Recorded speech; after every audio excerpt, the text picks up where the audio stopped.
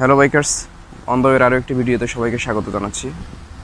বাইকের আরপিএম কী এবং কত আরপিএমে বাইক চালালে ভালো মাইলেজ পাবো, এই ধরনের কোশ্চেন আমরা অনেক সময় করে থাকি।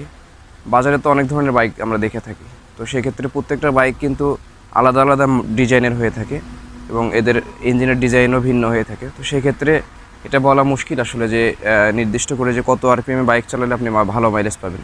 তবে কিছু বিষয় আছে যেগুলা মেনটেন করলে আসলে ভালো মাইলেজ পাওয়া যেতে পারে। তো সেই বিষয় নিয়ে কথা বলবো, চলেন শুরু করা যাক।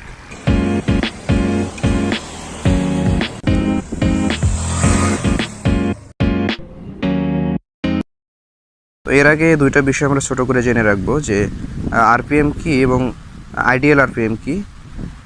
তো আরপিএম হচ্ছে বাইকের ইঞ্জিনের যে ক্র্যাঙ্কশ্যাফট, এটা প্রত্যেক মিনিটে কত হাজারবার ঘুরে থাকে, এটা হচ্ছে আরপিএম, যেটাকে রেভলিউশনস পার মিনিট বলা হয়ে থাকে।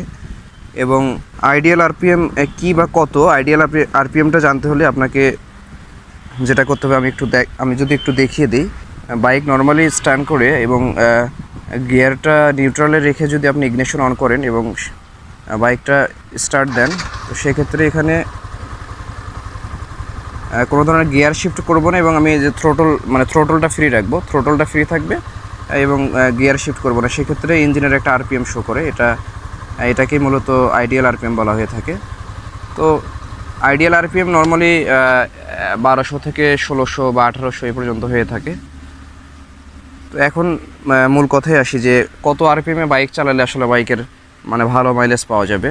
যেটা আমি শুরুতেই বলেছিলাম যে এটা বলা আসলে মুশকিল, কারণ হায়ার সিসি, লোয়ার সিসি এবং কোনো বাইক ডিজাইনই করা থাকে যে ওর রেডি পিকআপ বেশি থাকবে। তো রেডি পিকআপ বেশি থাকলে নর্মালি সেটা ফুয়েল কনজাম্পশন বেশি হবে, পাওয়ার বেশি হবে, বা রোটেশন ইঞ্জিনের ক্র্যাঙ্কশ্যাফট বেশি ঘুরবে, বা আরপিএম বেশি থাকবে। তো এই ক্ষেত্রে ওই বাইকগুলোতে মাইলেজ কম পাওয়া যাবে, এটা স্বাভাবিক। তবে কিছু ট্রিক্স আছে, আসলে ট্রিক্স বলবো না, যেটা নর্মাল কিছু বিষয় আছে যেগুলো আপনি মেনে চললে আসলে বাইকটা ভালো মাইলেজ পেতে পারেন। তো সেটা হচ্ছে বাইকের সর্বোচ্চ গিয়ার শিফট করে সর্বনিম্ন আরপিএমে আপনাকে চালাতে হবে। আপনার বাইক যদি 5th গিয়ারের হয়ে থাকে, তো আপনি 5 নম্বর গিয়ারে রেখে এবং 5 নম্বর গিয়ারের সর্বনিম্ন আরপিএম আসলে কত আরপিএমে বাইকটা ড্রাইভ করা যায় সেটা যদি চালান, তাহলে আসলে ভালো মাইলেজ পাওয়া যায়। যেমন আমি যেটা করে থাকি যে ম্যাক্সিমাম আরপিএম যত তার অর্ধেকের কম আরপিএমে নর্মালি চালিয়ে থাকি, যদি খুব বেশি প্রয়োজন না হয়।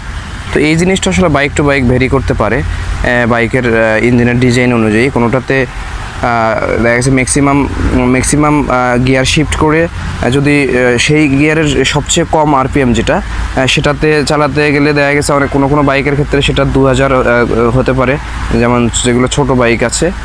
আবার কোনো বাইকের ক্ষেত্রে ম্যাক্সিমাম গিয়ারে রেখে যদি আপনি লোয়ার আরপিএমে চালাতে চান, তো সেক্ষেত্রে সেটা 2500, 3000, 3500 পর্যন্ত হতে পারে।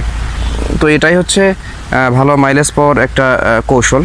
তো এর বাইরে আর একটা বিষয় হলো যে যত কম থ্রোটল মুভ করা যায়, কারণ যত বেশি থ্রোটল দিবেন তত কিন্তু আসলে বাইকের ফুয়েলটা বেশি সাপ্লাই হবে ইঞ্জিনের ভিতরে। তো এর বাইরে আসলে আরেকটা জিনিস ছোট করে বলে রাখি যে আমরা যখন সারা রাত বাইকটা না চালিয়ে নর্মাল স্টার্ট করে রাখি, সেক্ষেত্রে কিন্তু ইঞ্জিন অয়েলটা নিচের দিয়ে গিয়ে জমে থাকে।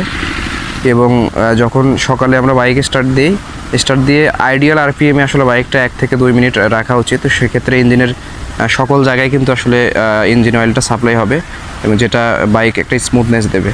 আর এটা যদি মেনটেন না করেন, হয়তো 1-2 দিন বা 1-2 মাসে এটা বোঝা যাবে না, তবে আস্তে আস্তে কিন্তু ইঞ্জিনটা ক্ষতিগ্রস্ত হবে। তো বাইকের আরপিএম নিয়ে আসলে খুব বেশি কিছু বলার নাই। তো এই বিষয় নিয়ে আজ এ পর্যন্তই। ভালো থাকুন, সুস্থ থাকুন, আমাদের সাথে থাকুন।